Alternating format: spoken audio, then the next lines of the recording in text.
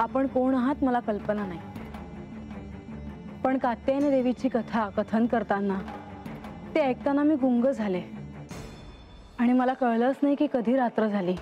देवी, आपल्याला हा अनुभव आला कारण आपण एकाग्र झालात। बरं, रात्र झाली आहे, अंधार आहे, दिवे लावावे असं मला वाटतं।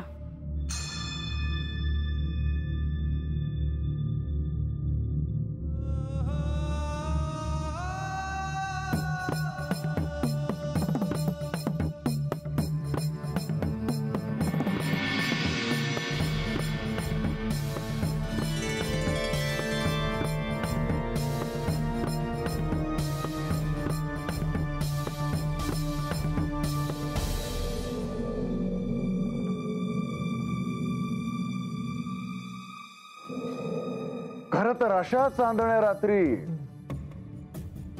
दिवे असूच नये। जर आपल्याला आपल्या आत झाकून पाहायचं असेल, जर आपल्याला आपल्या आतील प्रकाश पाहायचा असेल, तर असा अंधार असणे उत्तमच होय ना? असेलही, पण तुम्ही या पणत्या तुमच्या शक्तीने प्रकट केल्या। मला जेजुरी गडाची आठवण झाली। गडावर संध्याकाळ झाली की पणत्या मी स्वतः प्रज्वलित करायचे। प्रसन्न व्हायचं वातावरण। देवी, आपल्याला जेजुरीची आठवण होणे हे स्वाभाविक आहे। केवळ जेजुरीचेच नाही, माझे आराध्य आहेत तिथे, माझे पती आहेत श्री खंडेराय, त्यांचे देखील मला स्मरण होते।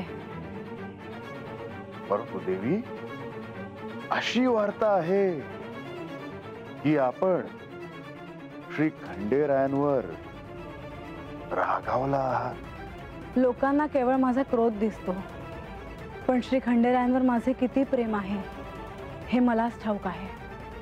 देवी, मी आता या इथे अल्प काळ आहे, तरी पण आपल्याला मला जे जे सांगायचे आहे ते सांगण्याचा मी निश्चितच प्रयत्न करेन। श्रवण करायला आवडेल मला, कारण इथला प्रत्येक क्षण माझ्यासाठी महत्त्वाचा आहे। पण एक आहे, मला तुमच्या कथेने अल्पज्ञान झाले आहे। देवी, मी आपल्याला ह्यापुढची जी कथा सांगणार आहे त्यांनी आपल्याला निश्चितच काहीतरी स्मरण होईल। म्हणजे तुम्हाला प्रयत्न करायचेच आहेत तर?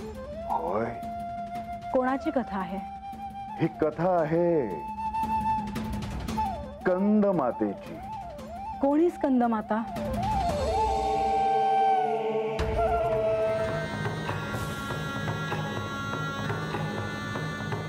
देवी, तुमच्या या कार्यात काही सहाय्य लागले तर मी तत्पर आहे। आता मला सांगा, आपण कोण आहात? आजपर्यंत मला जो अनुभव आला नाही तो या साधनेतून येतो आहे। ही साधी घटना नाही। आपण मला सहाय्य करायला तर आला नाही आहात ना? देवी, शांत व्हा। मी शिवमय झालेला केवळ एक साधक आहे। आपण कोण आहात हे मला कळले ते शिवकृपेने, आणि म्हणूनच मी इथे थांबलो। प्रत्यक्ष मल्हारीच्या अर्धांगिनी दिसल्यावर मी का नाही थांबणार?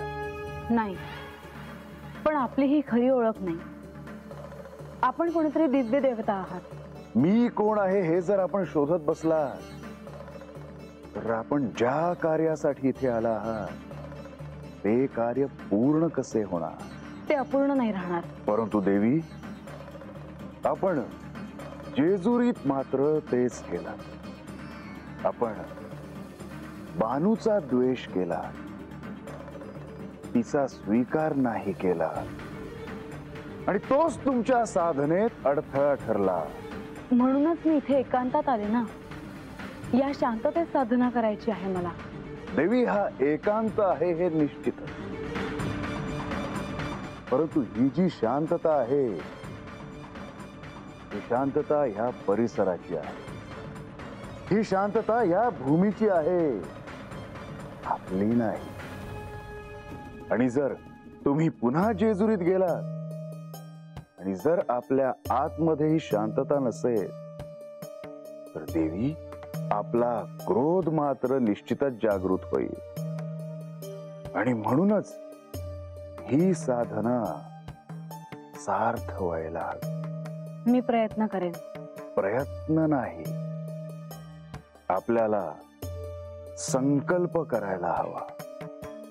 देवी, आपल्यासाठी गडावर आख्यान होत होतं, बरोबर? हो. मग त्यातली प्रत्येक गोष्ट आपण श्रवण करत होता, तेव्हा प्रत्येकाचा अर्थ आपल्या ध्यानात येत होता का? नाही.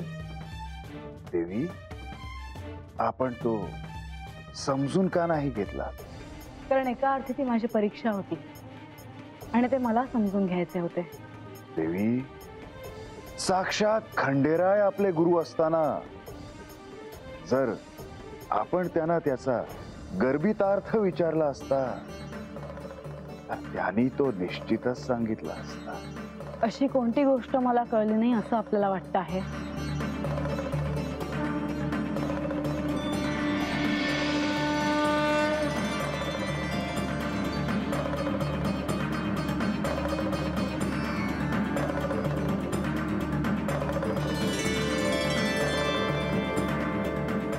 आपल्याला देवी महाकालीची कथा आठवते का?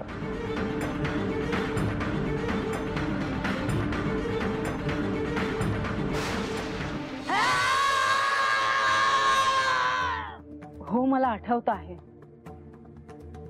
बघ, आता मी पुन्हा त्या कथेचे कथन करतो, आपण ते श्रवण करावे.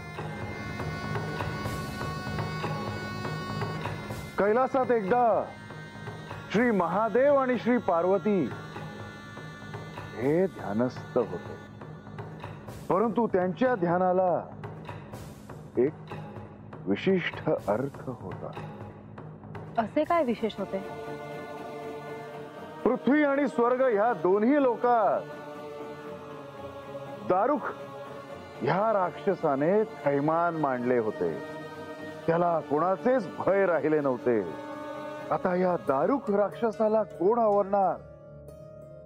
म्हणून सर्व देवी देवता हे श्री महादेव आणि श्री पार्वती देवी यांच्याकडे आशेने पाहत होते. पण मला स्मरते की ब्रह्मदेवांनी त्याला एक वरदान दिले होते.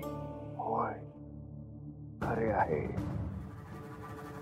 महादेव आणि पार्वती हे जेव्हा ध्यानस्थ होते, तेव्हा पार्वती देवींचा एक अंश हा महादेवांच्या कंठात गेला. श्री महादेव यांच्या कंठात असणाऱ्या विषाच्या वर्णाची देवी प्रकट झाली. तिचे स्वरूपच रौद्र होते. ती महाकाली. सर्व देवी देवता यांनी तिला नमन केले, कारण तीच त्या दारुक राक्षसापासून त्यांचं रक्षण करेल असा विश्वास त्यांना होता. देवांना एक संदेश पाठव. तर काय म्हणू? त्यांना सांग की तुला त्यांना भेटायचंय म्हणून. उत्तर आलं की देव गडावर आहेत की नाही हे कळेलच. काय सांगायचं आहे भाई? देव अजून आलं नाही ती. देव अजून आलं नाही ती. देव गेलं तरी कुठं?